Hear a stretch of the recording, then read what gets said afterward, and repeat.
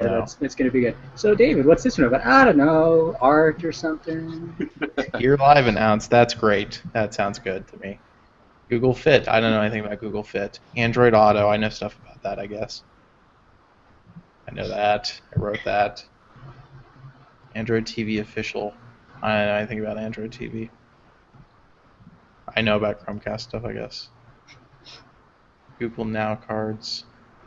I know about so little of this stuff. This is not good. We really should have waited for Pam, since she's I've the been one way too person in focused our on group who's telling read you guys every what to single do. word we've written this week.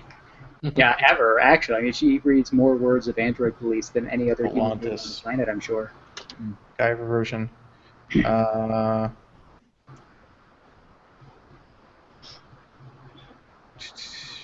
Michael, I'm putting your name on the things that have your name in the author part. I don't care. Okay, yeah, the Oculus Rift thing is good just for... Project Tango tablet. Okay, I know about that. Carrier billing, that's easy. I don't know anything about... Does anybody know anything about Google Fit? No, not really. Ryan, I'm going to nominate you for that since you are the fittest person here. You can talk about it with authority. I think your definition of fit is probably not acceptably serious. Well, as the skinniest person here, let's go with that. my bottom half is super fat. Ryan has... Oh, wait, we're live. I was going to say something, and I'm not going to say it anymore. Oh, we are live. Thanks for telling me. Oh, we did. Thanks for paying attention.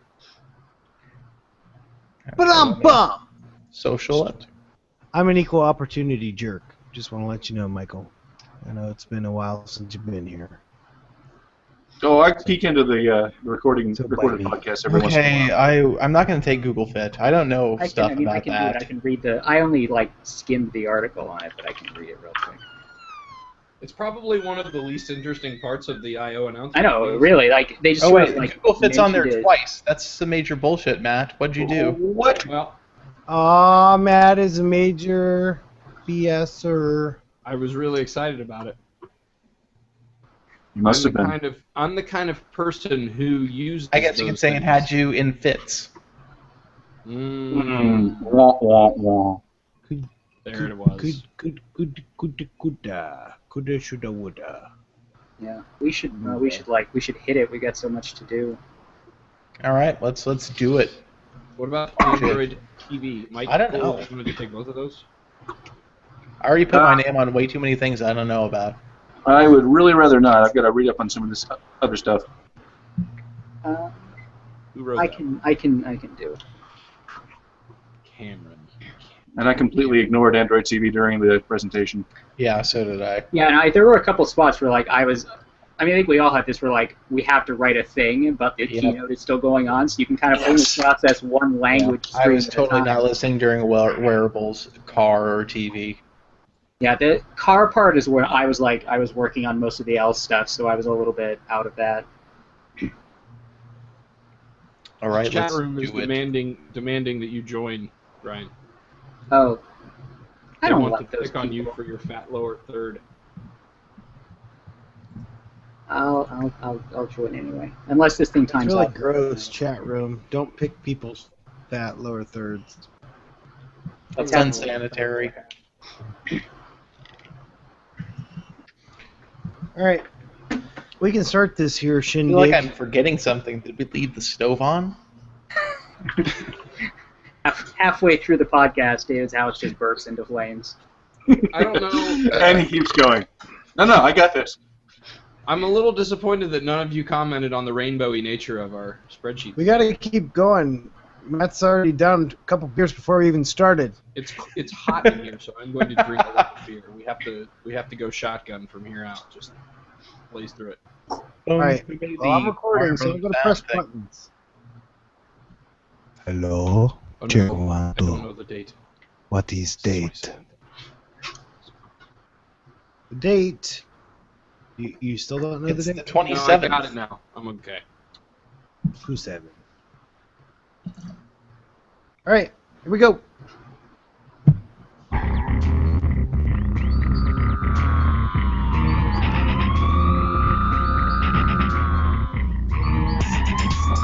Welcome to the Android Police Podcast, your weekly audio source for all things Android. It is Thursday, June 27th, 2014. I'm your host, Matthew Smith. It's not Thursday, it's Friday. No. I'm David Ruddick. I'm Ryan Whitwam. And I'm Michael Kreider. My name is Bob Severance. Welcome to the show. Apparently I was too concerned about the date and forgot to pay attention to what day it is. It's Friday. It is. It's Make sure that's Friday. clear. Friday. Gotta get down on Friday. Mm-hmm. Okay, so in honor of the event that was Google I/O this week, we are skipping right past all other portions of our show. It is going to be Google, Code Google, Google I/O, all episode long. So basically what you're saying is... It's time for the rumor roundup. That. Yes, just get There, rid of we all. finished. We're done. Show over. All right, so Code Google. The only one you didn't press.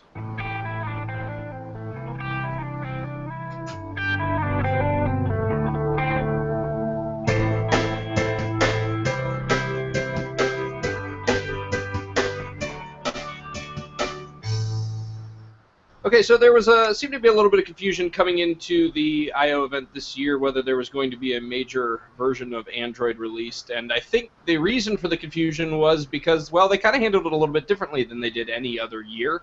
But there was a new version of Android. It is the L release. Unfortunately, we really don't know anything else other than it's the L release. Ryan, what's kind of the new way? Do we suspect this is the new model for Android releases?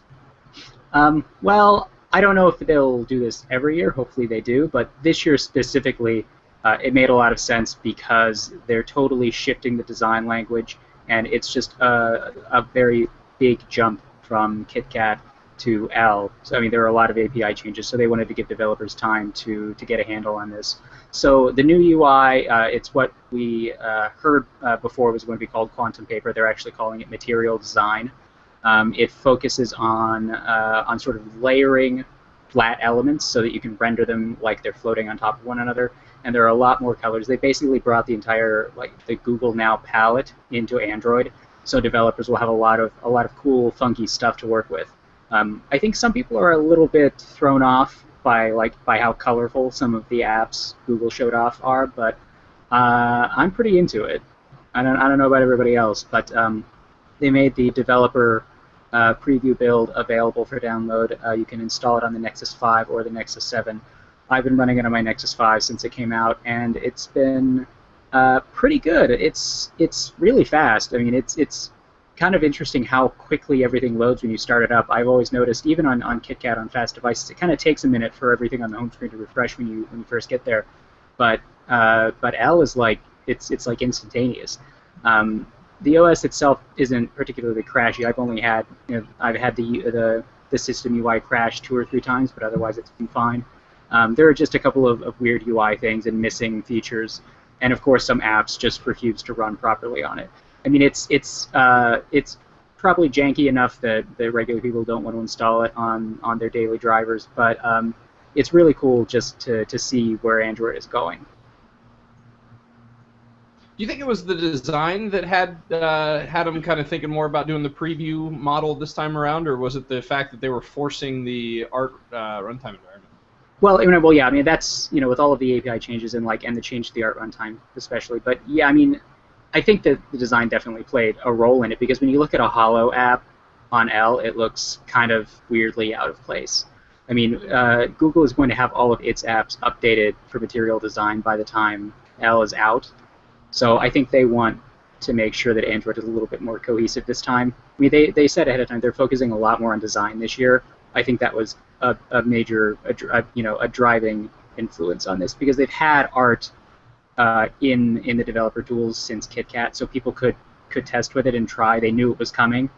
So I mean, some lead time obviously is good for art, but I mean, the design as well is probably pretty important. Yeah, that's actually true. Artem has been in the developer tools of Android since they released KitKat. He has actually physically integrated himself with them. Yes, he is a robot. Convenient. That explains how we get the APK teardowns. Demystified. All right, so let's talk a little bit about some of the new features of Android L, starting off with the new notification setup. Obviously it's a departure from what we're used to seeing. There might be some lock screen integration built in there. So Ryan, what's new there?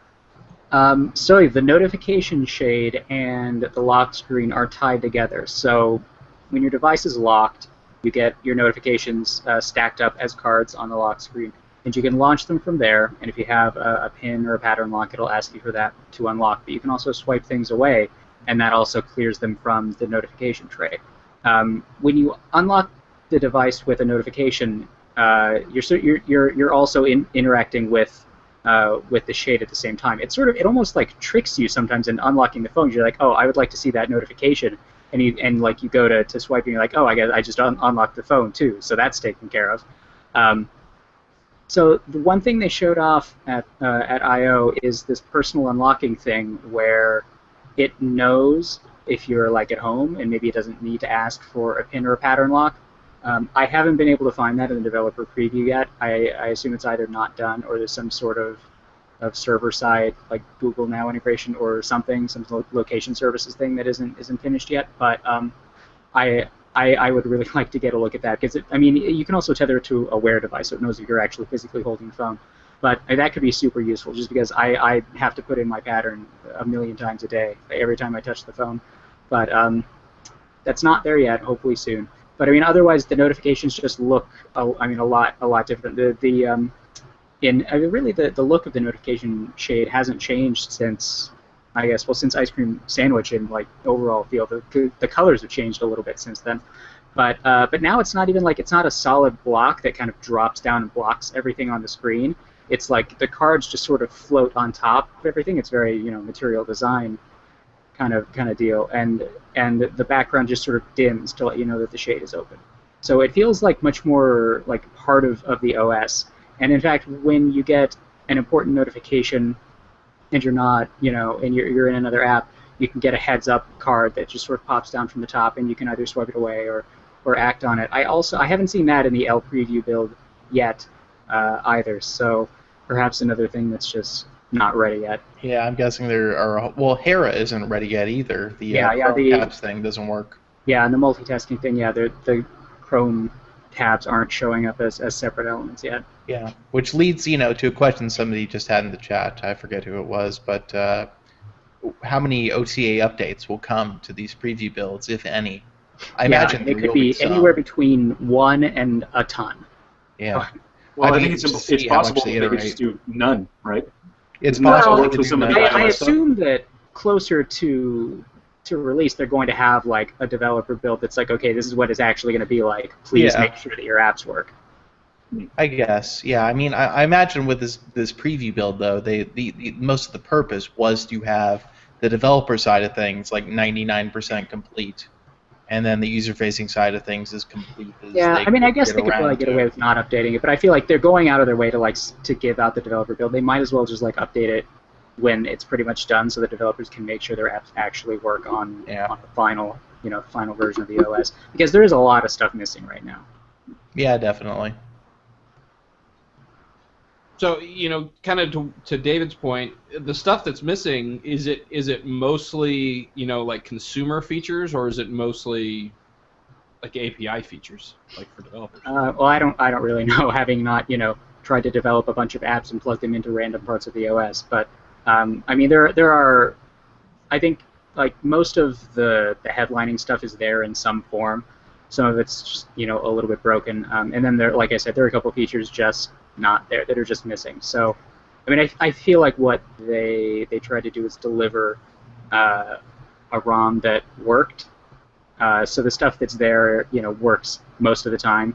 I assume if they had tried to put all of the features in that they showed off at the keynote, that it would have been significantly more broken. I believe the technical term is actually a shit show. Yes.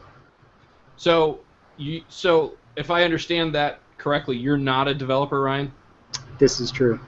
I actually am, because I went to my settings about Android and I tapped on the code number 7 times. It took what, seven steps, as it tells you at the bottom of the screen. You are 7 steps away from being 6 steps. I did that too. When I got to 3 steps away, I was pretty excited. How to be an God, Android this is so developer easy. in 7 easy taps. I could write a book. Alright, and so, it would be one page long. As soon as it told me I was a developer, I had a desire for Cheetos and Red Bull. It was weird. Are you saying you didn't have a desire for Cheetos and Red Bull before that? Plain and This is hot kinda strange. Cheetos and Red Bull. It's an important distinction. But I don't know what you just said.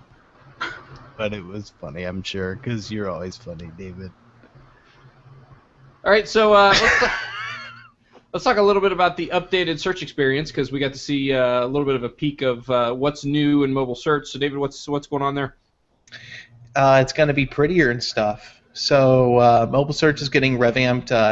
One of the big things they touched on is that all the mobile search animations for like when you're looking at images and stuff, it's going to be 60 FPS. It's going to be buttery smooth, Project Buttery smooth, if you will. And so they're excited about that. And it's going to look prettier. I can't tell you exactly how pretty it's going to look because I'm looking at our post and actually it doesn't have any pictures of it looking prettier. But I remember watching the presentation and thinking, wow, that looks really nice. So you can rest assured that it's going to look pretty nice. They've also integrated more apps into search results. So now what you can do is if you are a company who owns a website and you also have an app and somebody searches for your website, a little logo next to your website result will also reveal that you have an app on Google Play, and people can go download your app.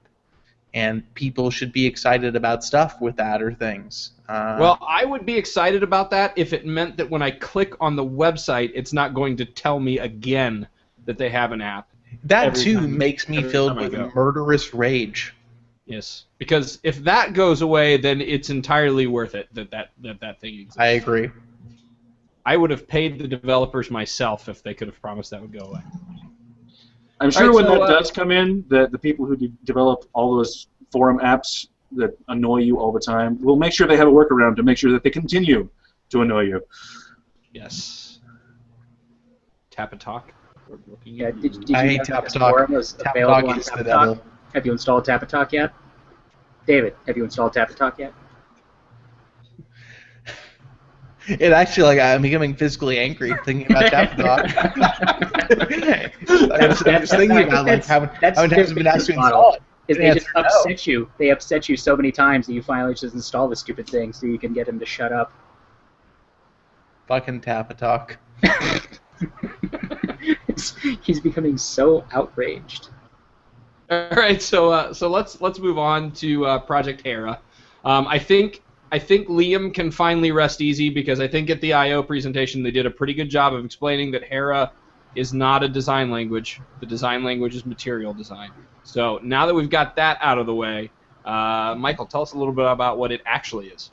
I don't think they actually mentioned Project Hera by name in the presentation. You're right. What They they didn't showed actually off. call it by name. You're right. Yes. What they showed off is definitely what we insinuated several months ago with Liam's mock-ups. And basically the idea is that the best way that I've come up with to explain it is that the recents menu and other ways that Android handles multitasking will focus on tasks and not necessarily on apps.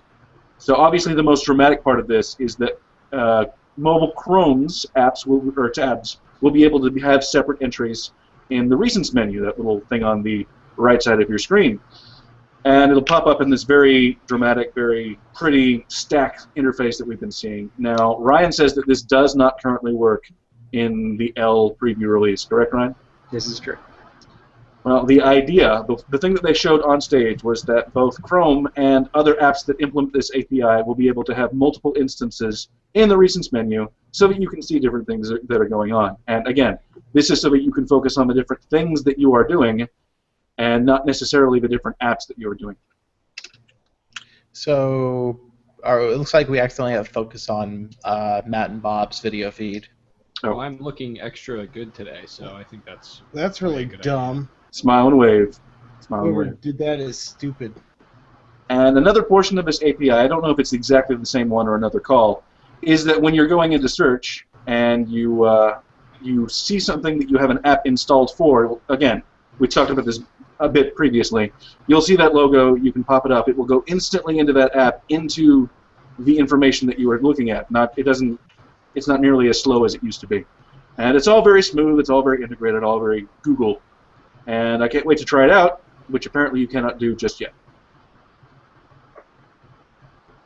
Yeah, so I was thinking about it, and I don't think that this is a preview build of Android L that's missing this. I think it's actually an update to Chrome that's going to introduce that. I know we talked about it a little bit in the article on the site. That's possible, likely. Yeah, well, I mean, who knows?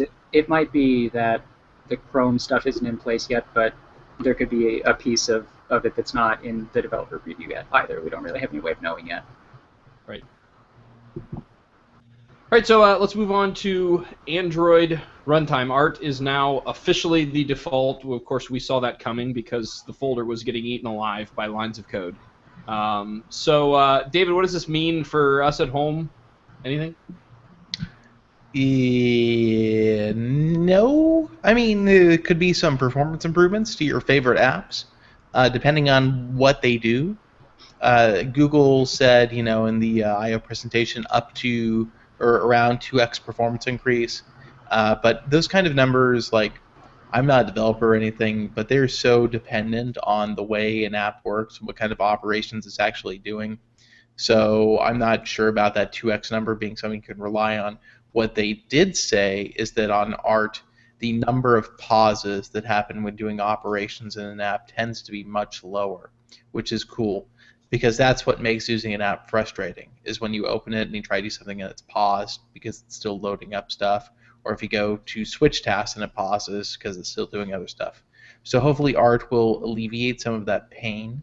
They're making some adjustments to the garbage collection in Android, which is how Android manages memory. That should make Android quicker and a little more efficient in that regard. So yeah, that's going to be one of the major performance improvement points in L. And the difference with Art in L versus the experimental Art runtime in Android 4.4 is that the new Art is fully backwards compatible with all apps. So you don't have to build Art compatibility in anymore. If you build in Art compatibility, then your app presumably will get some performance gains that otherwise couldn't, but not even all apps will have to build in that compatibility to be fully Art ready, supposedly. Well, that's good. That's good. Obviously, when the update rolls out to people in the real world, it'll be nice that their apps will work. It will. It's pretty good. I like apps. All right, so we also got some new privacy controls that they announced with the Android L release. So, David, do we have a better picture of what those are yet? No. Not. I mean, it doesn't look like we do. I haven't played with the L release, so unless those privacy controls are in there somewhere, they're called universal data controls. I've not seen anybody talk about them, so I don't think they are there yet. And the way Sundar digging for them yet? I have not seen these in there yet.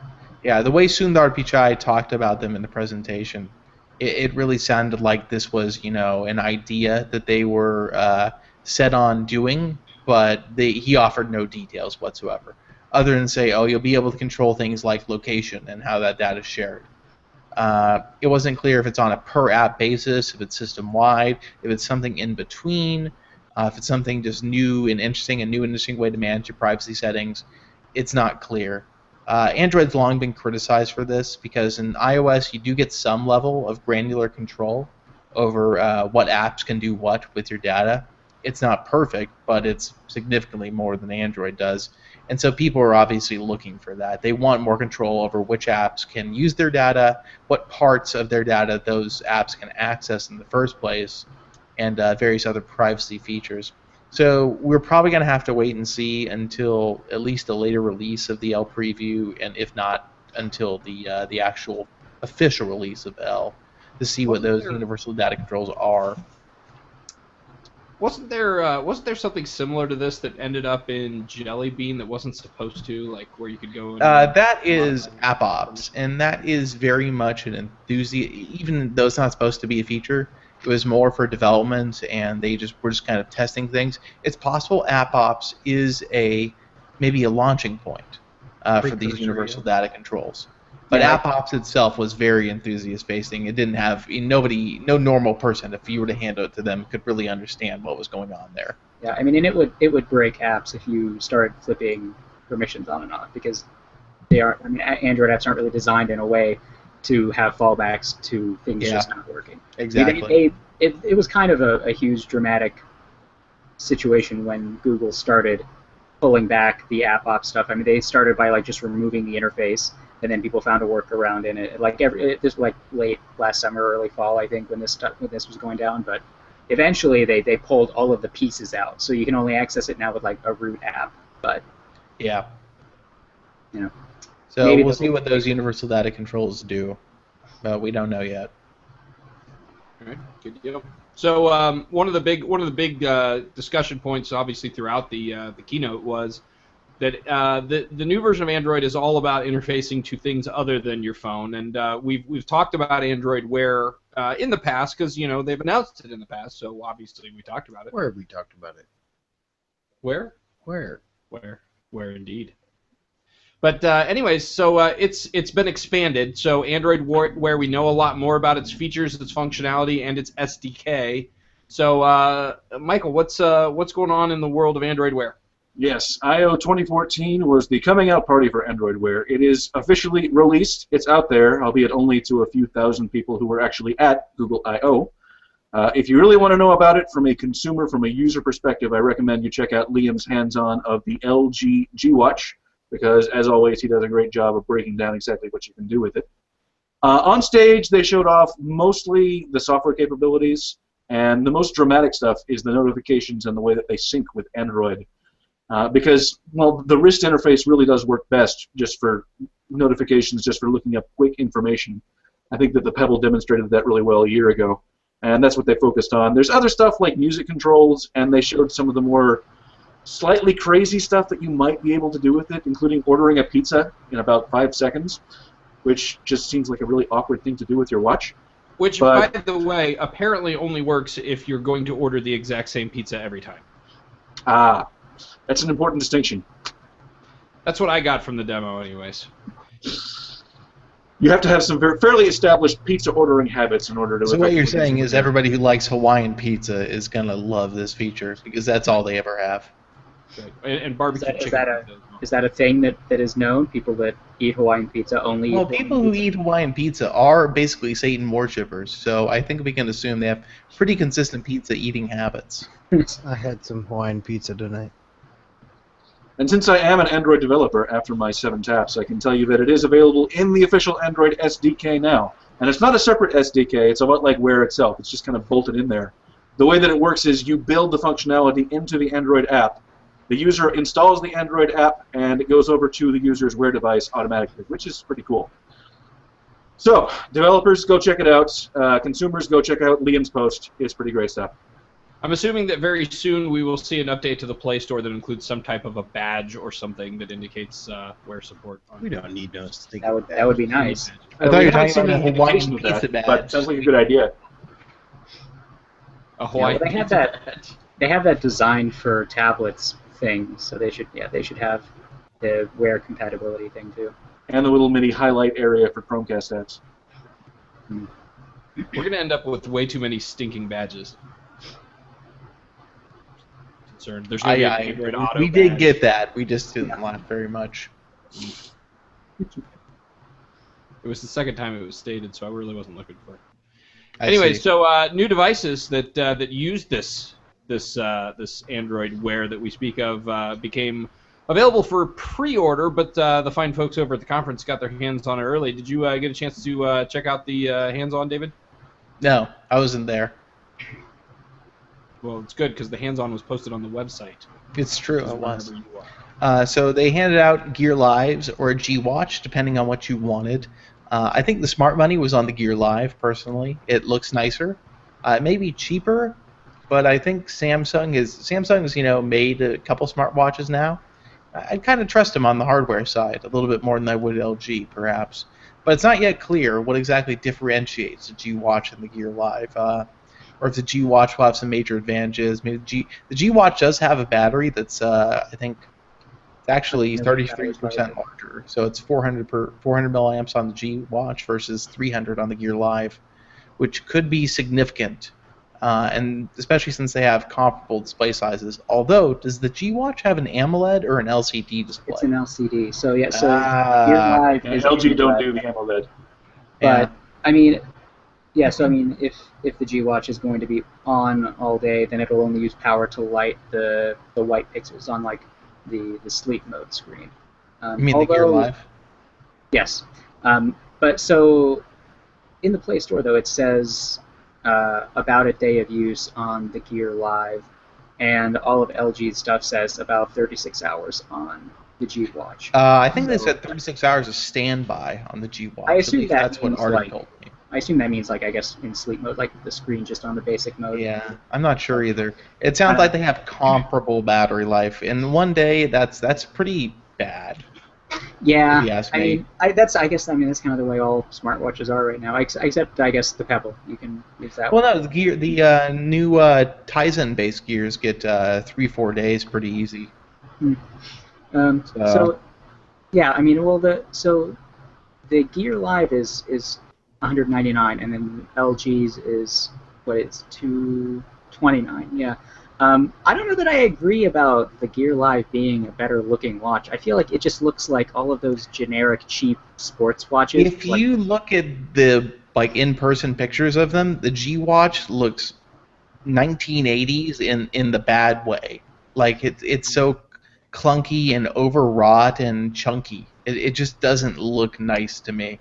I'm going to disagree with you, David. I prefer the G Watch. I like that kind of off look. It looks terrible, I think. I don't like it's like the two-tone plastic thing that Samsung's doing. Like it's like I could go to like a Target and just look at any of the $5 watches they have on their spinners. That goes all like the I'm agreeing with Artem, so I should know I'm on the wrong side of the fence on this issue. I will say this, David. If it wasn't for the fact that both of these watches had the swappable bands with I think it's a 22 millimeter strap size, but if it wasn't for that fact, if you could not swap out the bands, I would be totally on the side of the Gear Live. But I don't know that LG's has that same system. Yeah, it is. It does. It uses standard 22 millimeter watch bands. They both. Is it like the pin system? I thought there was Yeah. like a tool you had to use. Yeah, it's a pin. I don't know if you'll need a tool to pop it out, but there is a pin tool that you actually should be using for all 22 millimeter ones. I mean, I think like A lot of you them can you sort of just try it out there. Thing you However, grab with your thumb. It's actually Fossil uses the same thing. There's a lifted pin that comes out of the 22 millimeter watch pin. You can just pull it back with your finger. yeah, I will disclose at this point that I did in fact pre-order a G Watch, and I have already ordered a band. So. All right, now there's 3 Android Wear devices known about, and we're only talking about 2 of them. Yeah, there's that big elephant here. that 360. Yeah, if I think everybody kind of wishes that had been the one that was available, but I mean, they said later this summer, and you could hear everybody in the crowd just go, Well, you know what it is? It's because the X Plus One doesn't come out till later this summer. They want to do a unified launch. That might be it, but from what I saw from the hands-on that other sites were doing with the 360 at I/O, it looked like they weren't quite ready for that either. They were there's engineering units. They wouldn't let anyone take a picture of the back. Yeah. Whatever's wrong with the back, I don't know. Somebody got a picture of the back. There was a circle, and then there was a circle outside of it. It looked like it had a one of the heart rate monitors, if I had to guess. It probably has some kind of tricky sensor in there that they want to save for release to brag about. The other thing about the 2 that you can buy, the Gear Live has a heart rate sensor, and it does, but the Gear's heart rate sensor is kind of crappy because I've heard that. If you're moving, it's not very good at measuring your heart rate, and also if you're very sweaty, there's a piece of glass between you and the IR sensor that helps determine your heart rate. So basically, the reading is useless if it's getting distorted by the liquid sweat on your wrist. So in other words, if you need it, you don't have it. That's correct. I don't know. It could be useful if you're dying. If you're actively having a heart attack, you could use it as a really crappy pulse oximeter. I'll speak from experience. You sweat a bit when you're having a heart attack. Just a bit. A little bit of sweat. It's kind of a clammy thing. It's not fun. All right, so let's move on to Android Auto because it just got way too. Oh wait, we skipped. Oh no, we didn't. I lied. We didn't skip anything. I'm running this show. You shut up and stay in the back. Fine. Matt, Sorry, you're a mean drunk. I'm feeling chippy. So let's talk a little bit about Android Auto because, of course, again, we knew this was coming. Liam did a pretty good set of mock-ups of it, and it's officially here at Google I/O. So what is Android Auto, David? Android Auto is Google's way of getting all up in your infotainment. So there's going to be music controls. There's going to be voice commands for texting. There's going to be navigation, of course. So basically, Google is going to do basically the exact same thing as CarPlay, based on the concept at least. I'm sure there's some technical differences, but they didn't talk about enough technical detail, and neither is Apple, for us to say what those technical differences are. But basically, your car's infotainment system acts as a dumb terminal to your Android phone, and your phone basically just sends the data to the car stereo and tells it what to display. So you'll have, control of your music, your navigation, your messaging. You can probably make phone calls. I can guarantee you can make phone calls if your car has a microphone, I guess. And it's going to come to cars near you. And the first car OEM to announce like an official date for compatibility with Android Auto is Audi. And they're all new 2015 models. And that's not to say all new 2015 models, but models that are released in 2015, which are all new, will have Android Auto integrated in them. So you can probably expect maybe 2 or 3 Audis next year that will have Android Auto compatibility. I think the A5 is a likely candidate. The TT could be another one, and maybe a new Q, which is Audi's SUV line. There's probably going to be a Q that has it too, and that'll be part of Audi's MMI infotainment system. There are also quite a few other car makers, 25 of them on board, which include GM and Ford. Is Dodge on there? I think Dodge is on there too. So you do have the big 3 in the US, which is pretty cool. So if you're buying a car in America, and of course the big 3 also means all their sub-brands. So Ford, you get, it's not Mercury anymore. Mercury. Yeah, Mercury. Is Mercury still around? I think Mercury is dead. Yeah, Mercury's dead. So it's, Lincoln. Yeah, Lincoln. And then with GM, you get GMC, you get Chevy, you get all the other things there, maybe Corvette, and then obviously with Dodge, you get Dodge, you get Ram, and you get Fiat too, because they are part of that group.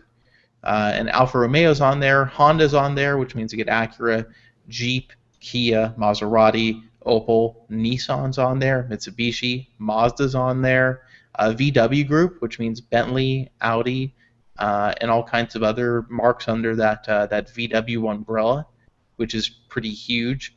Toyota's not on there. BMW's not on there. Mercedes is not on there. So you do have an interesting exclusion there. BMW and Mercedes are both on CarPlay, and I believe Toyota is too. So, correct me if I'm wrong, but we had some announcements of who the OEM partners were for the Apple in the car thing, didn't we? I mean, Yeah, we did. Was there any overlap? I mean, do we expect that there's going to be car companies that are going to say you could have the Android? I'm not sure. Let me look at the Apple CarPlay site real quick here. They have all of them listed on there. Because I know Apple has Ferrari, and they're really proud about that. In terms of overlap, I think Volvo overlaps. If I can get the car, yeah, Volvo overlaps. Audi does not. Audi's not on that list. VW Group is not on that list. Subaru overlaps. Suzuki overlaps. Nissan overlaps. Kia overlaps. Opel overlaps, which is interesting because Opel is a GM property, yet GM is not on the CarPlay list. And I think that's about it. Everything else is separate out. So for Apple, their exclusives include Ford. Ford overlaps too, which is obviously a biggie, and Chevy overlaps. those are two big ones. Jaguar, Land Rover, Peugeot, Toyota, which is huge, BMW, Mercedes, and it looks like Hyundai is both of them too. But yeah, there's some overlap, but there's also some battle lines obviously being drawn, especially with the German manufacturers. All right. Well, go ahead. I was just going to say, I think we should have the choice, or we should be able to have them both. I mean, silly. What I want is for some of the regular stereo makers to get in on this, and I haven't seen any indication. Oh, really? They are? Okay. Well, so on the stereo side, there is a list too. I think Pioneer's in there. I don't know if Alpine is. Yeah, I don't have the site up, but there are stereo makers in there, and so there will be aftermarket stereos that you can buy that have Android Auto integration.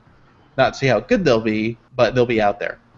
Well, they'll be better than buying a new $40,000 car. That's all I care about. That's true. Pretty much. I think Alpine is doing CarPlay, Apple's thing, so I don't. Maybe. Okay, yeah, Alpine's CarPlay. Pioneer is in Kenwood, I think, or Android Auto. All right, so the last little Android offshoot that they announced this week was Android TV. Of course, we've talked about that quite a bit on the show as well. But we finally got our first taste of what that might look like, right, Ryan? Yeah, so it looks very pretty, which is a good thing. Pretty things are good. So Android TV is obviously sort of the successor to Google TV, which was a monumental failure. It will plug into all the Google Play stuff. It has search built in. It will do all of your streaming content, but it also has Chromecast support, so you'll be able to use cast-enabled apps to send content to Android TV. And then it also does gaming, which is kind of fun. So it's sort of going after all of the existing streaming stuff that we've had for a while, and then also the new Fire TV, which is really pushing the gaming angle. So you'll just be able to plug in a USB, or not USB, a wireless controller and play games on it. So that's neat. We've already seen a couple of developers add support for Android TV. So it'll be interesting to see what happens with that. But it will be out this fall alongside Android L. So as somebody who is extremely interested in the set-top box market. I will say that Android TV looks the most enticing to me at this particular point in time. However, I probably won't get it. And the reason I say that is because I do not see any way that this has Amazon Instant Video on it. I don't know if anybody else heard anything other than that, but I imagine that they're going to be supporting Amazon Instant Video. There was an Amazon Instant Video app for Google TV, so it's remotely possible that they could go again and do that, but it's also possible that they might just ignore it. They released that app after it was kind of already apparent that Google TV was dead, and now that Apple has their own streaming box, I don't imagine that they're going to want to reach out and like add their content to more devices. I mean, if Android TV gets huge, I think they will. Because they're on Roku and things like that. But I mean, Amazon's on like DVD players and crap. They're on everything they can be except Android tablets and phones. Except Android, yeah. Yeah, I mean, I feel like this competes directly though with the Fire TV. No, but they were on totally. Amazon Instant Video is on Google TV. Yeah, and Amazon Instant Video is on the iPad, which competes with all of the Fire devices. Yeah, I don't think I feel like they'll be fine on Android TV. I don't think that's going to be an issue. I mean, I could be wrong, but I feel like they're going to be. I will totally believe that as soon as they release an app for Android phones and tablets. Wager. We need a wager. They already have an Android app for Google TV. They just refuse to release for your phones and tablets. So I think releasing on Android TV makes perfect sense, and they're totally senseless, hate of Android phones and tablets. They're just going to continue ignoring the other form factors. So you think they'll release an Android TV app just to continue spiting regular Android users? That's right. I absolutely believe that. That's an interesting rationale. Because in the end, Amazon still wants that money. If they wanted my money, they'd release an Android app. They already have my money. I'm a pushover. Sure. Yeah. They too have my money. Man, Well, that's the thing is, like, they have my money. I just want to be able to get the value out of it. Yeah, I know. Yeah, it's like it's stupid. We're all like complaining that we can't stream Amazon Video on our devices. We're like, well, we already pay them though. So, what incentive do they have? That's such a good point. But no, I do because I do have a Google TV. I'm one of the 3 people who still uses one. But it does have Google TV app. Although, if I remember correctly, only certain Google TV devices supported it. I think it was actually arranged through hardware manufacturer partnerships rather than. That sounds plausible. I mean, it came out super late. Yeah. By the time it was actually released, I think about 5 people commented on it, and all of them said, "Well, I don't have a Google TV, so I'm really angry." Yeah, I mean that was like it was after like most manufacturers just sort of wrote off their Google TV boxes. So I think it was announced with the launch of the Co-Star. I think they launched that simultaneously. Anyways, nobody cares about that, so we're going to stop talking about it. But people do like Razer. Razer's a pretty popular entity in the PC gaming industry. So it looks like they might be delving into the Android TV realm as well, right, Michael? There is no might about it. They are positively 100% making an Android TV device. They released a press release. They showed off a render of the hardware, and it's coming this fall. And it looks really, really interesting. And as a fan of the general Razer aesthetic, if not their actual hardware, I am excited to see what they do with it. This Android TV device, which does not have an official name just yet, basically looks like one of the old Mac Minis, one of the ones without the CD drive, except that it's all black. So that very much follows their hardware style, because their laptops look like MacBook Pros that are all black, basically designed by Batman. Razer, designed by Batman.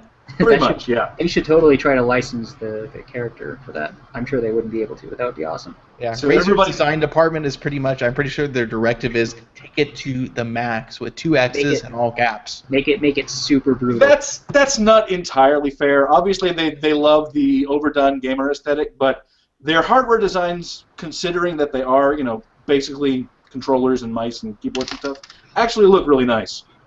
Compared to some of the other crazy crap that's put out there for the pro PC gaming market, it's fairly subdued. I agree. Yeah. Razer is like, it's still, the whole fact that their logo is like an awful tribal tattoo still bugs me a little bit.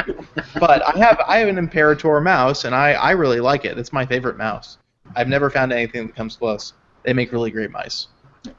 And I'm going to say right here that they haven't announced anything about the actual hardware, but it would astonish me if it wasn't running a Tegra K1, because Razer already has that really tight relationship with NVIDIA for their Edge laptops and whatever their tablet is that they call it. I can't remember what they call it. That crazy one with the controllers on either side of it. But both of those run NVIDIA hardware, and I'm fairly certain that NVIDIA will supply a Tegra K1 for this Razer. Well, of course, TV. Razer has to have the latest and greatest. They settle for no less. And I'm sure it'll be the Denver chip, too, because they have to have the fastest one. So yeah, this will be the Google TV to get, I think, just based on the brief preview that we've been giving, and the fact that we haven't seen any other ones except for development units. So I can't wait to see what they do with the actual hardware. This will be the one to get, based on the fact that so far it's the only one. Yes. Based on all of the information that we have, this is the one with the most information. So good on you, Razer. I suspect that this will, from a spec fanatic standpoint, will be absolutely the one to get. I'm concerned because Razer products don't tend to fall on the cheaper side of things, but I don't know. We'll keep our eye on it. Well, they managed to sell the Shield for $200 now. They started at $300. I think they can keep it pretty down because it's a chip in a box. How expensive could it be? All right, so let's move on to Chromecast, because there was a fair amount of time dedicated to Chromecast on the keynote, and mostly what it kind of revolved around was one of the features that we've seen popping up on our device's quick setting menus for a couple of months now. It looks like it might be actually coming into fruition. Cast Screen is coming, right, David? Yes, it is. It looks like you're soon going to be able to mirror your screen, not screen your mirror, over your Chromecast from your device, which is very cool, and that's going to happen. at some point. We don't know when. Super Later sweet. this summer. Everything is going to happen later this summer. Later this summer, or early fall, or Or- early winter, Or maybe late sometime fall. after that. Winter is coming. Winter is Summer, fall, winter, somewhere in there. The other cool thing is that soon you're going to be able to cast from other devices onto your Chromecast, even if those devices aren't on your Wi-Fi network, because you're a paranoid weirdo who doesn't give out your Wi-Fi password to guests in your house. So what they'll be able to do is, this is going to work using ultrasonic waves, apparently, or ultrasonic sound. So you can't hear it, but your Chromecast or the phone is going to emit an ultrasonic noise, and they're going to talk to each other. Like, I guess it's, no, elephants hear ultra low frequency sound. Anyways, they're like reverse elephants, and they're going to talk to each Heard other. about this. And Google Chromecast. It's like reverse elephant. Exactly. This is that should definitely be their tagline. No, but It like should. this is essentially magic. That's the way I Chromecast, it really is. That's how I imagine it too. So it's going to talk. Your Chromecast and your device are going to talk using ultrasonic sound, and I think that's redundant. Ultrasonic, because sonic being sound, using ultrasonic frequencies, they're going to talk to one another, and they're going to pair, and then you'll be able to cast to that device without actually being on the Wi-Fi network it's on, which is essentially magic. But so when they talk to each other, what do you think the Chromecast says? Does it like say, "Hi, I'm a Chromecast, aka a reverse elephant," or Exactly, but in a Actually, what really it talks high-pitched about- voice. What it talks about is how your lower half is so fat.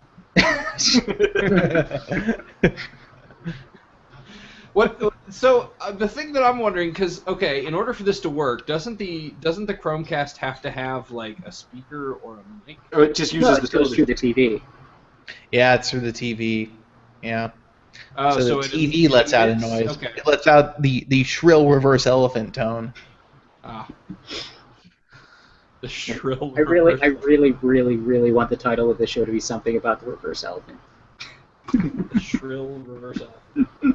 Yeah, Google's getting this In that technology position. from one of their recent acquisitions. It's Slick Login or Fast Logon. I can't remember the exact name of it. I thought they bought a zoo. And they just plugged in a zoo to their development department. Yeah. What if, okay, but what if Slick like have Login they is the- Slick Login is the name of it. have they tested this Chromecast thing in the presence of dogs? Like if I try to use this, are my dogs gonna flip their gourds and like Probably.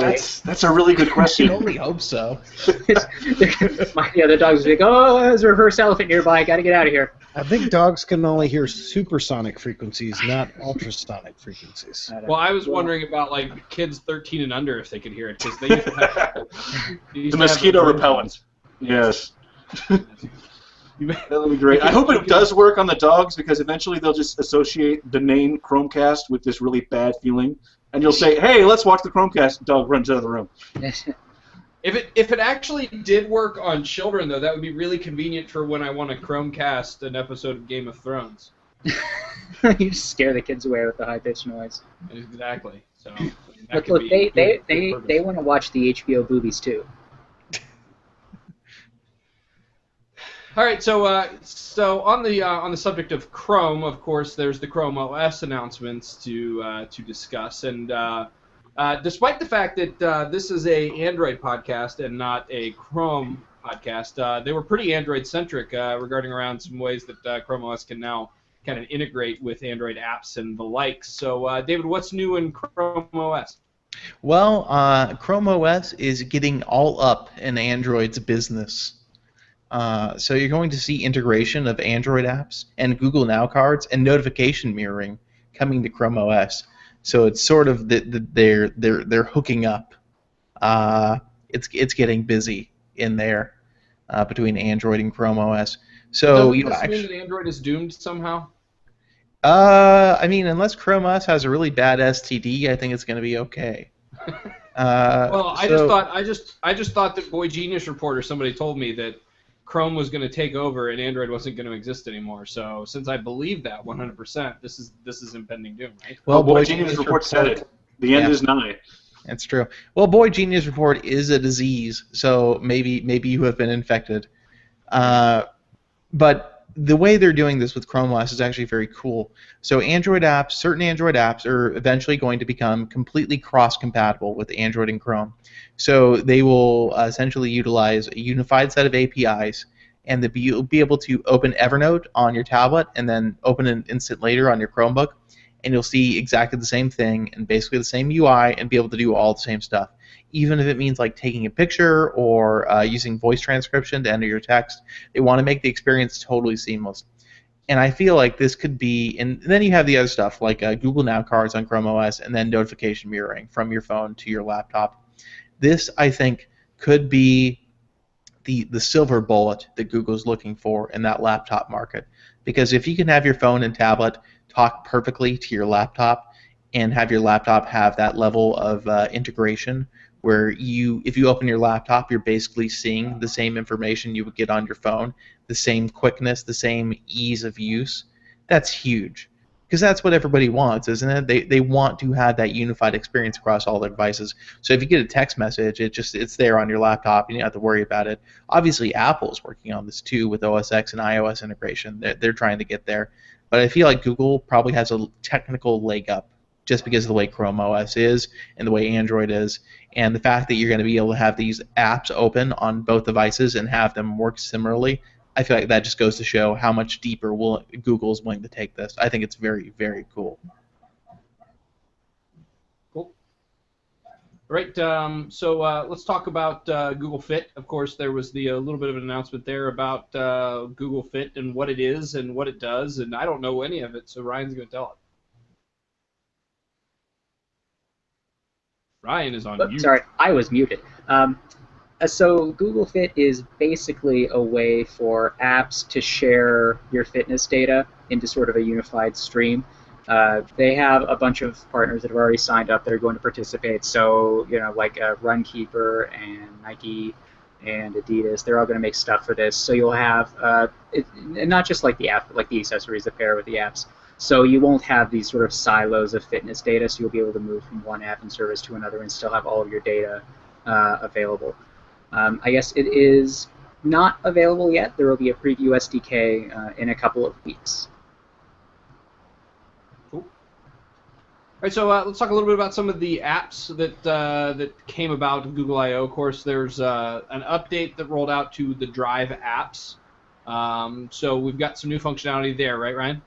Yeah, I think the most important thing is that now you can upload Microsoft Office documents like docx files to Google Drive and actually edit them without converting them into Google Drive files, which is actually a very good thing because almost every time you convert something like that, it just destroys the formatting. So this will hopefully make it a lot easier to make tweaks to Office documents without actually having Office.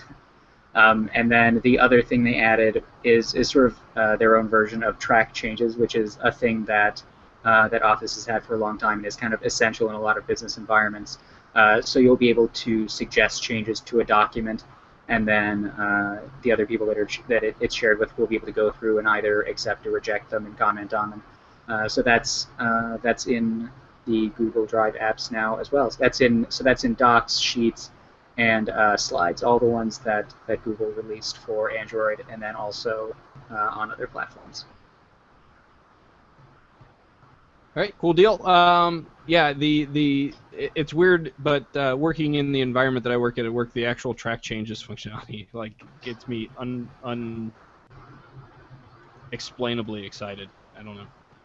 Yeah, no, I mean I use that. I mean, I wrote a whole book in Google Drive in Docs, but I couldn't have it edited in that because it didn't have track changes. So I had to actually use Word for like the last month of working on it, which was a huge pain in the butt.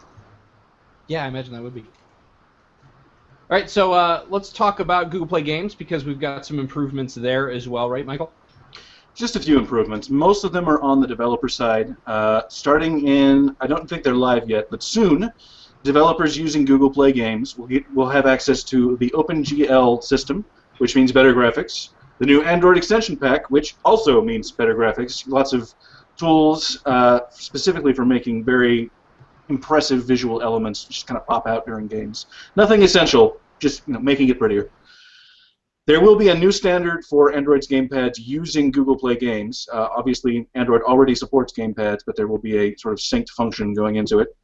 And on the user side, you will have access to quests, which is new introduced things that you should be able to do in your games. Most of them have some sort of implementation for this already, especially those social games that want you to do this every day or every week and get extra points and go share your stuff on Facebook and all that jazz. And there will be a new interface for cloud saves in games, just a couple of extra fancy stuff that you should be able to see. Speaking specifically about the Android extension pack, Android gamers who are into this sort of thing should definitely check out our post on a Epic Games tech demo. At Google I/O, they demonstrated this new thing with the Unreal 4 engine, which was a couple of guys fighting over some very dramatic Final Countdown kind of battles.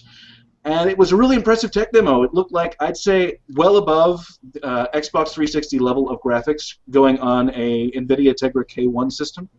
And I think it was actually on Android TV reference hardware.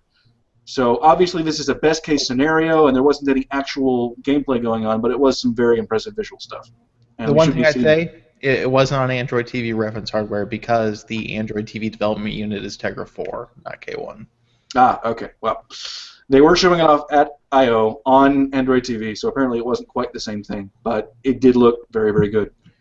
Yeah, it's interesting to see that NVIDIA's been big on pushing the fact that they have that level of prowess with the new Unreal Engine with K1. I'm not 100% on. The thing with graphics demos, they never actually tell you how something's going to work in the real world. They tell you how something that's been perfectly optimized is going to work, and that's cool. But at the same time, when it really comes down to it, it's much less the OS, and it's much more the number of graphical horsepower you can push at the problem. I mean, there are a lot of cool tricks and stuff you can do depending on what your rendering engine is. OpenGL ES 3.1 should bring in some cool new stuff in terms of that. But it's not until developers are using all those tools and we have real-world hardware with the chips in it that we see what it's really going to be able to do. We get this promise always, and it's kind of a rant. I mean, I guess when don't I rant about something? But that console-level graphics are coming to mobile. And I just want to shoot myself every time I hear that because they promise it every year. We're getting so close. We're getting so close. We're getting so close. And it's basically still the same level of distance. It's like, no, you're still not there yet because obviously you don't have the square inches you need, and you don't have the thermal dissipation you need, and you never will until some radical changes come to the way we actually manufacture chips. Yeah, the idea that smartphones and tablets can get the same graphical fidelity that you can get on dedicated systems is ridiculous. It's BS.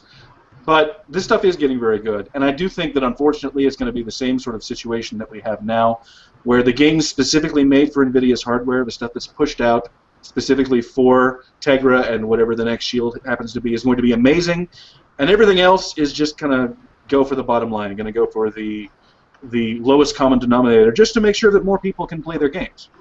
See, the problem is that they didn't tell you which console they were talking about when they said console quality. They were actually talking about the PS2. So they'll be able to get there. Hey, I'll get them above PS2. We have several PS2 games that are on Android right now, so yes, I would agree with that. Well, so then, mission accomplished. David was wrong. We're here. Did you bet a pie on that or no? I did not. All right, so Google also announced a new API for Gmail, which is going to give us some cool features in third-party Gmail apps that we might not have been able to utilize or utilize quite as well before, right, David?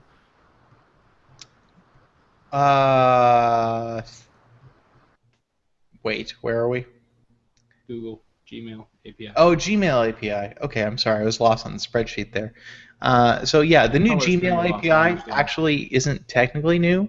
It's been in preview for some time now. Some developers were allowed access to it. But the idea basically is that, you know how if you set up an email account on a third-party email app, you have to use IMAP or POP if you're, I don't know, like want to torture yourself.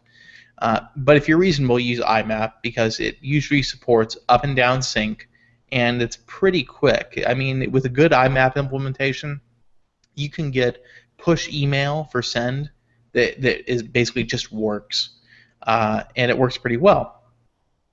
But the problem with IMAP is you're still limited to basically the features that IMAP provides.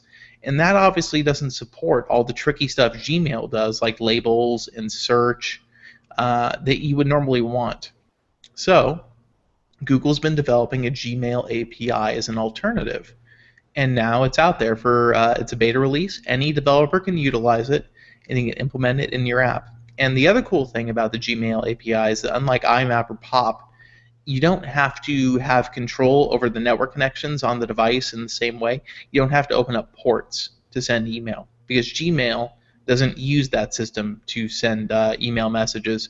At least it doesn't on the user side. So you can implement the Gmail API in a cloud environment, in a very closed environment, without having to worry about routing of SMTP or other email protocols. So it has some pretty big implications for third-party email applications, and I think it's going to be a pretty big deal in terms of getting a more full Gmail experience on third-party email apps. And it could finally allow that third-party email app ecosystem to really bloom on Android, because right now there are some good ones out there, but there aren't really any ones that I would call great, ones that I would want to replace Gmail with. All right, so let's talk a little bit about carrier billing, because they did have a little bit of an announcement there. And David, I don't know if there's a whole lot to say, but carrier billing is coming to tablets, right? It is. So if you have carrier billing set up on one of your smartphones, you'll soon have it available on any tablets you also own, and that's the story. That's it. It doesn't even have to be connected to the carrier network. It's just. It does not. If it's linked to your phone, which is connected to the carrier network, then that's all it needs. Does anyone actually use carrier billing? It's actually very popular in certain countries. It's not popular in the U.S. so much, but especially in Southeast Asia and parts of Europe, it's very popular, where access to credit and debit cards is much more limited. Interesting. I used it once. There was one time I used it. And the funny thing about it was I did it on accident. So yeah, I used it when it first came out because I was like, ooh, I can do this now. Then I was like, okay, that's cool. I never want to.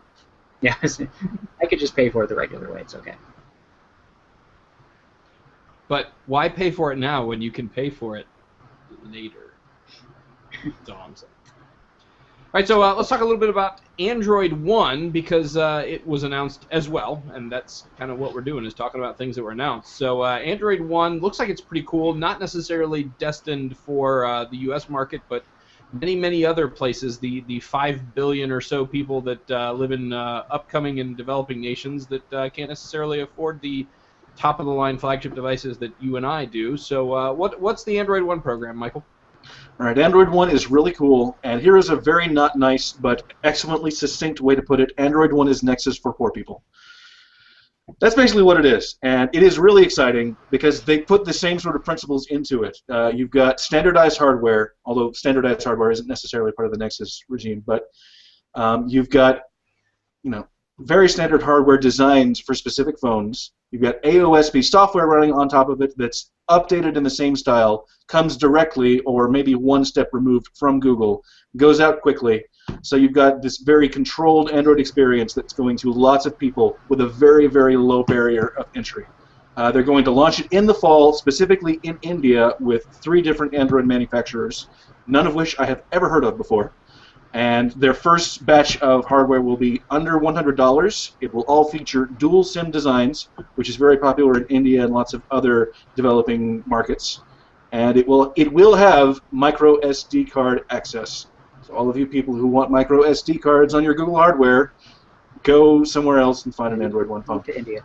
I would like to see this program expanded to the U.S. because I know a lot of people who I would tell to buy things like this. I mean, people who don't want to spend a lot on a phone, so they end up with like the super cheap Samsung phone that runs horribly because it has all of the weird. This is absolutely. I'm almost sure this is Android Silver. This is being this is like a demo of Android Silver. Yeah.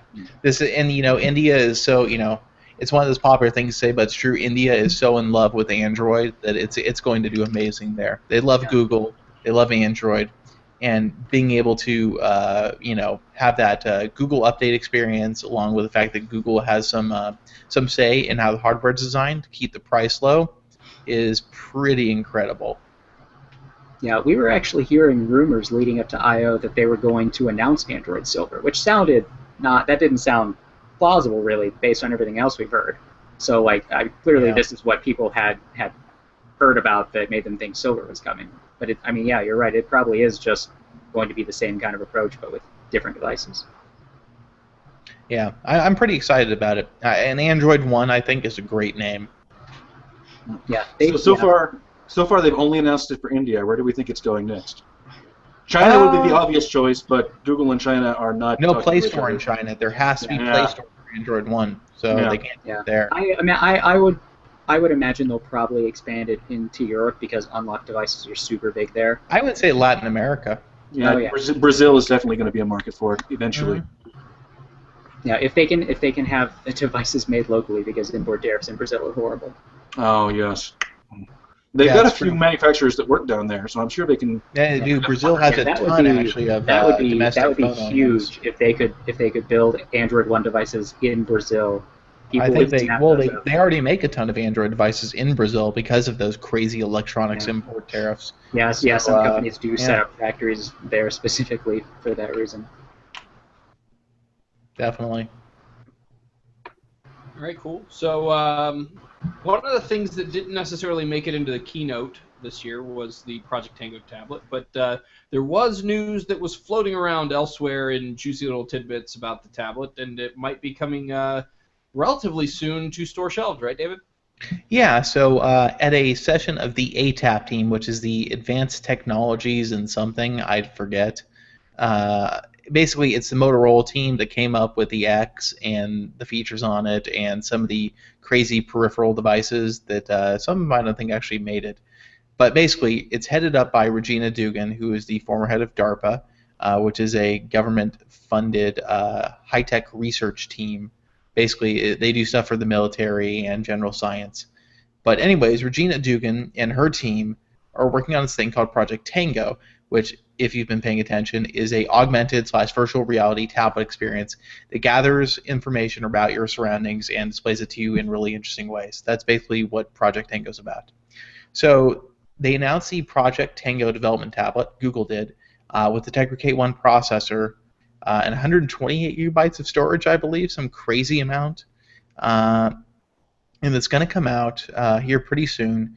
You had to sign up to pre-order it, and there was some speculation they were going to hand them out at I/O, and they didn't. So you actually do have to buy it. You have to buy a $1,000 tablet. But they want people to, developers especially, to get on board with this Project Tango thing and develop experiences that are compelling. They utilize all these extra cameras and sensors and all these extra capabilities. Now, what Regina Dugan said at this ATAP presentation was LG is going to be a partner for a retail Tango-style device next year. Now, what that really means, we don't know, but we can assume that if Google has enough confidence to say that LG is going to build something based on this basic concept, that probably is going to happen, and it's going to be at least somewhat accessible for consumers, and they do have some idea of where they want to go with it. So obviously this is, everybody's very curious about this. Even if you're not into AR, VR, the idea is obviously very, very interesting in terms of Google, helping to market a tablet that isn't necessarily just your average tablet. So we're going to be obviously on the lookout for that, and when those Tango development tablets ship, we'll obviously be keeping a close eye on what Google does with that. So one of the things I thought was kind of funny from the live coverage was that there was a cardboard box that they gave away, and some people seem to think that was a Tango tablet. Some people named Artem. Some people named I wasn't going to name names. That's on you. That's all on you, buddy. But so we did get to find out a little bit, shortly afterwards that wasn't a Project Tango tablet, and it was in fact some cardboard. What possible purpose would cardboard have for Google Developer Conference, Michael? Okay, this is Google Cardboard, and it is a Google project that's all about cardboard, and also virtual reality in an Oculus Rift kind of way. It's really odd. I'm really surprised that Google actually went out and did this. But the idea is that you install an app on your phone, you make a VR headset out of cardboard and lenses and Velcro and a rubber band. Again, all of this is played pretty straight. You put this headset on your head and you look at your phone and you have a virtual reality device. That's about it. All the people that went to I.O. were given kits to make this themselves. Everybody who isn't at Google I.O. can download the plans and cut out the cardboard and get Velcro and a rubber band and buy $10 lenses and to get the field of vision in your eyes and put your phone in there and go to town. I have a TV hat. It's the same basic idea, except that the app does actually break apart the image into two separate images, one for each eye, and then you can get this super panoramic vision. It's the same basic idea that Oculus Rift is doing, just in a really ghetto way. Yeah, it's stereoscopic 3D. Yes. That. You know, I'd like to say that when I was at E3, I got the demo of the new Oculus Rift with that new Alien game that's coming out. The one where you hide from the alien, like that's the game. It was terrifying. Yeah, it was the most scary thing I've ever played. You know, I mean, there's some scary games out there. Being able to see in first person yourself trying to escape the alien in a dark, obviously very steam pipe intensive environment is truly terrifying. I don't think there's anything wrong with the idea. It's just the implementation here that's so strange. I think that's just for fun. And I think this is just Google sort of saying, like, look at this neat thing you can do if you're innovative and you have Android stuff, and here's an app. Go have fun, play with it. I think after all of the Oculus and Facebook and Samsung and Microsoft stuff came out, somebody at Google said, look, we have to have something with VR at I.O. Get it done. Yep, the MacGyver version, as the headline so boldly states. So. Good deal. MacGyver wouldn't be caught dead in that shit. Yeah, not enough duct tape. No. All right, so Google. Okay, so we're gonna move a little bit out of the I/O realm, because we did not get a new Nexus device at I/O. I don't think anybody was overly surprised by that, but it did kind of lend some credence to some things that people were saying about the Nexus line of phones at least being dead or whatever, and it's unjustified, but people said it. It was said. So Google's head of Android engineering had some things to chime in on that subject matter, right, Ryan? So Google's head of engineering, Dave Burke, was asked about the situation with Nexuses, and he said that the Nexus program isn't going away. And he was sufficiently vague that I think what he said can mean a couple of different things. Because as far as we're aware, there is still going to be a Nexus tablet later this year. But I think his basic point was that when you're building a new version of Android, it makes a lot of sense to have a piece of hardware that is with you all the time, that's an actual device that you can take with you and experience the software that you're building as you're building it. So having phones and tablets to do that is important. He didn't specifically say, like, yes, there is another Nexus phone coming, or yes, there's another Nexus tablet. And when asked about how Android Silver figures into that, he just said, I think Android Silver is not something we're commenting on right now. And people have taken that to mean that Android Silver is totally a real thing and it's happening. I mean, as far as we're aware, it is. Like, everything we've heard is pretty solid. But, I mean, he didn't say, yes, that's definitely a thing that's happening next year. Supposedly, Google's still going to do some sort of Nexus thing. We don't know for sure what it is. We have heard that there was an LG Nexus phone that was in the works, and that's not happening anymore. I mean, it could be that there's just another Nexus phone from some other manufacturer. Maybe HTC is doing a phone and a tablet. I mean, we just don't know yet.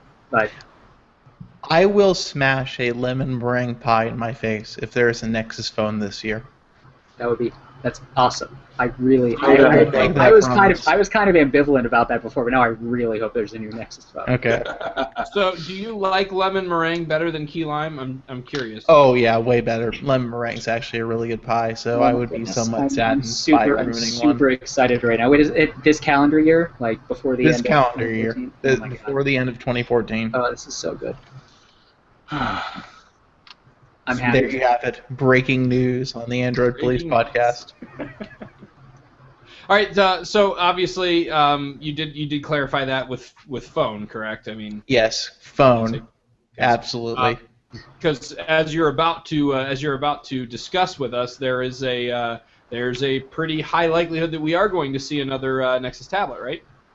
Absolutely. It seems like the Volantis tablet is basically given at this point. Google has to have, based on what the head of Android engineering said, they have to have a reference device when they develop Android. Volantis exists. We know it exists, and now we have a basic render mock-up of it. So we have a decent idea of what they want it to look like. That doesn't mean it's what it's actually going to look like. It means that that's the design kind of interpretation they're going with, and they're going to work from that. It's possible it will look substantially different, but I would say that the pictures that we've shown of Volantis, that's probably a good bet on the basic design language and aesthetic that Google is going to try to convey with this device. Now, it's supposedly going to be a aluminum device made by HTC, 8.9 inches, so basically a 9-inch tablet, right in that spot between an iPad mini and a regular iPad, starting at $400, which is indeed pricey for a Nexus. The higher storage model will go for $500. Both will have dual-core NVIDIA Tegra K1 chipsets. That dual-core Tegra K1, of course, is NVIDIA's proprietary core. The first time NVIDIA's actually done that with the CPU. So that actually could be a very genuinely fast device. So we'll see what happens there. It'll have a fairly high-resolution display. Let me pull up our specifications we have here. 2048 by 1440, 2 gigs of RAM, which I wouldn't say is on the low side, but I might expect a bit more given the price. An 8-megapixel rear camera with optical image stabilization, stereo front-facing speakers, which are not necessarily evident on the mock-up we have. Though if you look at the image Google's posting with L of that 4/3 Android tablet, there are what look to be speakers on the front of it, at least on the top side. And it is rather heavy, actually, at 418 grams. So that's basically nearing a pound for an 8.9-inch tablet, which is pretty heavy for that size. We're expecting this device to be the debut hardware for the L release of Android, because there has to be something to go with it. Now, whether or not that means all Nexus devices in the future will be tablets, or if they're just doing a tablet this year and they'll do a phone next year, or what that really means, we don't know at this point. But it seems like Volantis, it's a pretty good bet that you are going to see a Nexus tablet this fall that is probably going to be the first device to ship with the Android L release.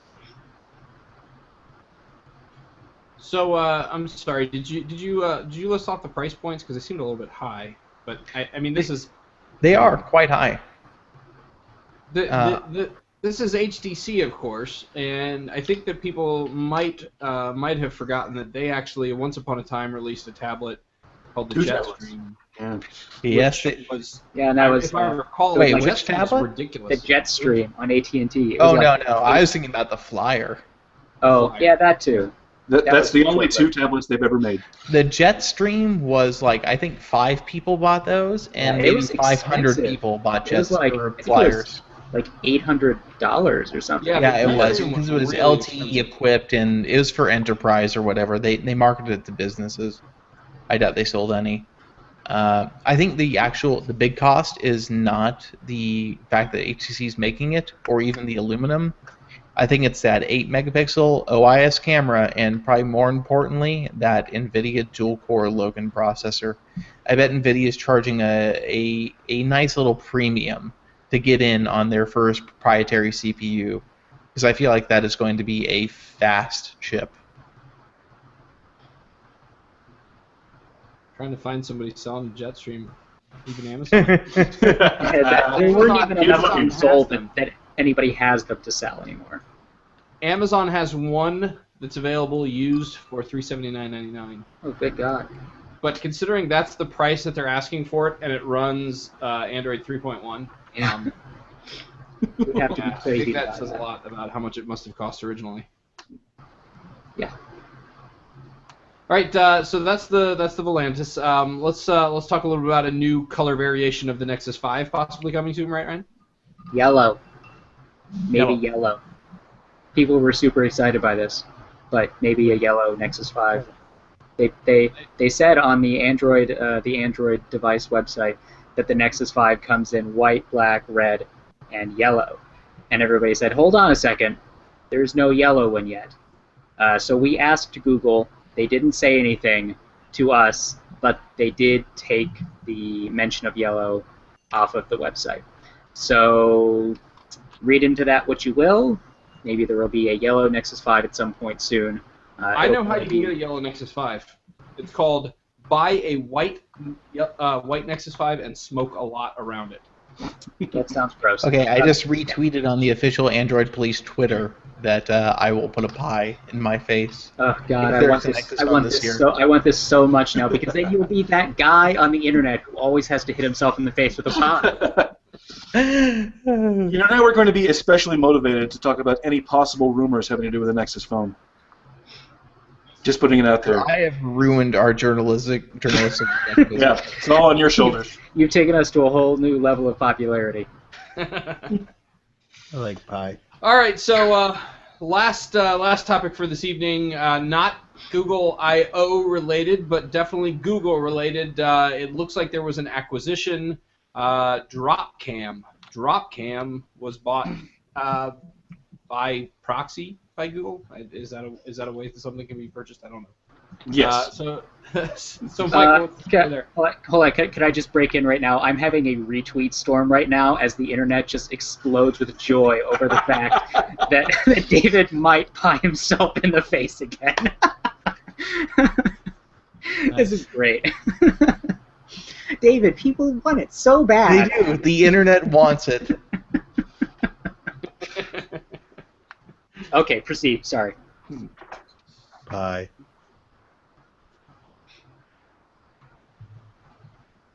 That means go. Okay. Sorry, I thought we were still on the introduction. So, Google bought Nest.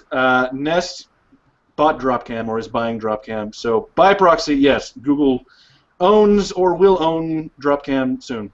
That's about it. Dropcam being the people that make these nice little integrated cameras for you to watch your house with. And considering all the other stuff that Google is doing, it's not really all that out there. It's not that surprising, since this is a company that now makes robots and could soon make satellites. But it is interesting, and it should integrate with Android eventually and do all sorts of cool googly stuff at some point. That's about it. I like cool googly stuff. Sorry, I had to pause for a moment there to add to your retweet count.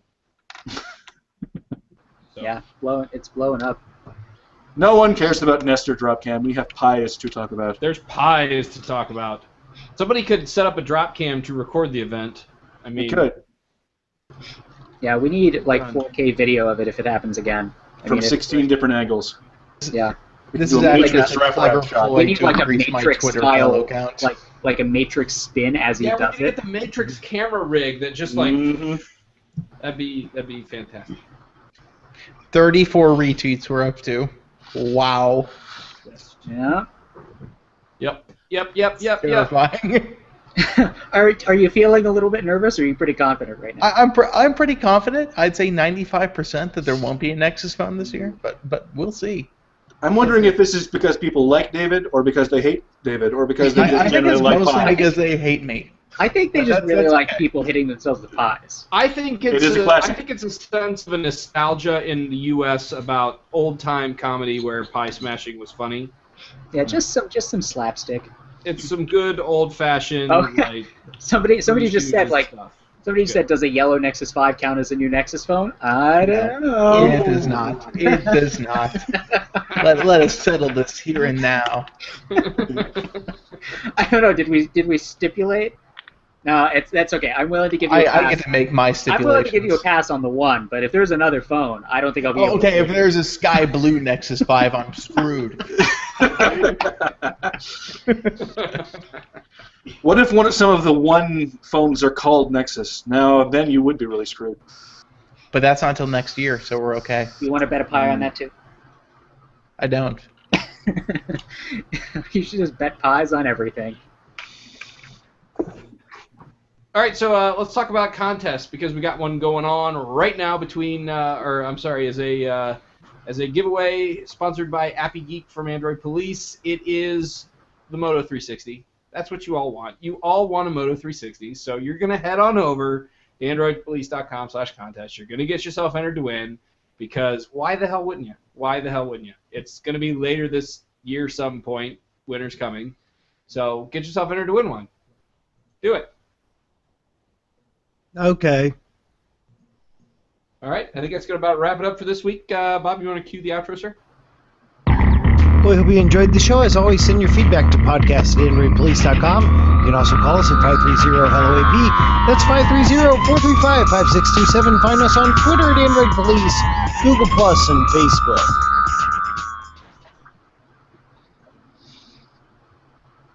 Wow.